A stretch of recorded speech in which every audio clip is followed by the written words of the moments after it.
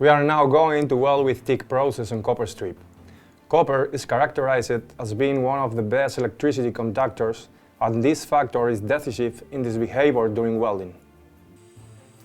As the material dissipates the temperature very quickly, we will need a higher welding current than normal, about 70 amps per millimeter of material to weld. But when the material is hot, we will only have the rod filling and this displacement speed to balance the temperature. The use of pulsed arc or other new generation arcs permits an increased thermal control over the part, obtaining higher quality beds.